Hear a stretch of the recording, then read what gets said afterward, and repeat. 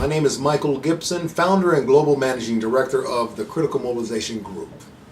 I am again glad to talk with you for a few minutes here today. And in this episode, I want to brief you on one of our communities, again, Disaster Recovery Professionals International Association. I want to talk about its missions, its membership, and the services provided to that membership. This is where things get interesting.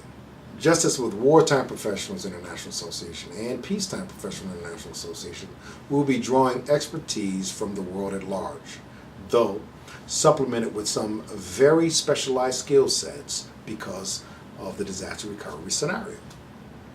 We are all manner of diplomatic and international relations professionals experienced in working in natural disaster, agricultural collapse, drought, and other related catastrophic circumstances of natural origin around the world to accelerate recovery efforts and to restore normalcy.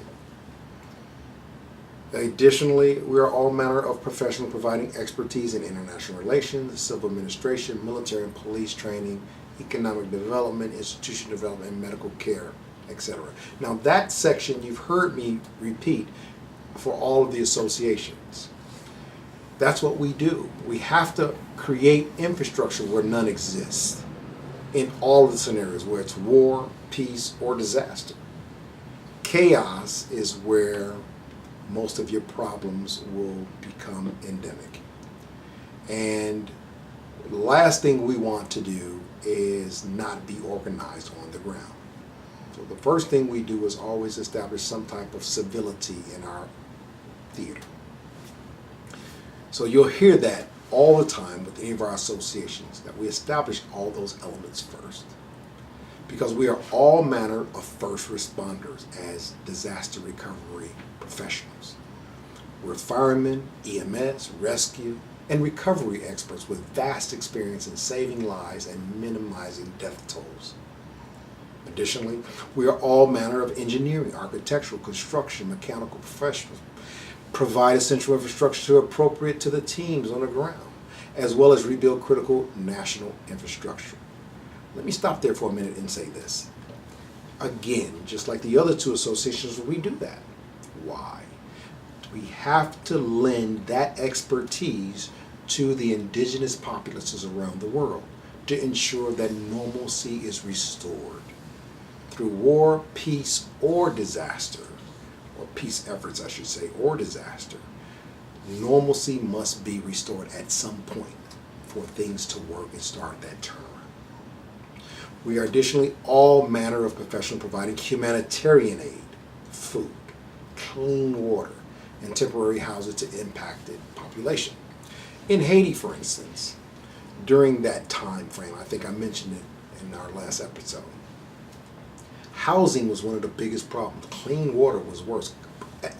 Epidemics of cholera, amoeba, dengue, and many other life-threatening, if not murderous disease, took root because there was no clean water, hardly any. Major organizations were there, but they just couldn't keep up with the pace of the need. There were many dead, crumbling buildings, locked inside. You name it, there was corruption. Many things went wrong in Haiti. And I can attest to that firsthand. Again, we are all manner of support services for these professionals, from transport and storage of essential material to provision of housing, mobile, medical facilities, and caregivers, all the way down to line of the laundry facilities, maintenance, and janitorial services. As with the aforementioned associations, the entirety of our corporate staff is dedicated to the full and ongoing employment, career pathing, and growth, and entrepreneurial support of our individual members. Via our web presence, they will be able to search out, research, and build relationships with potential employers and other entities around the world. At Disaster Recovery Professionals, we will focus on accelerating the business development for our corporate members through vastly expanded access to global contracting opportunities via, again, crowd contracting. You're going to hear a lot about that over the life of our organization and our companies. Training and certification of personnel is a must, along with banking, factoring, and other insurance services to be provided. We will provide mission-specific training and certification, just like any other organizations and associations, in a variety of mediums to individual members to secure credentials for specific contract deployments and foster their career growth. Mentoring, relationships, and career pathing counseling are provided for individual members at any stage of their careers, as with the other two associations, that they might build a more rewarding career. Same as I mentioned with internships and apprenticeship programs in the last episode. It's pretty much the same. College students considering a career or related field are welcome to membership. Apprentice programs are, of course, to be provided for individual members at the early years of their careers. We want to get them in there and get them trained up and get that experience they need to, one, in some cases, stay alive, two, to save a life, and three, to maintain the livelihoods that they help to create and develop and save. A substantive array of services are also provided to our membership to facilitate their ongoing full employment, career growth, and business development potential. All of these factors and protocols are indicative of all of our associations, right down the line. Training is everything. Education is everything. Experience is everything. And we want to provide that in each of our associations as a standard. When not deployed, our member will be learning and training and always ready to assist engaged sovereign governments and international bodies in accelerating the resolution of conflict situations and restoring normalcy to impacted populations.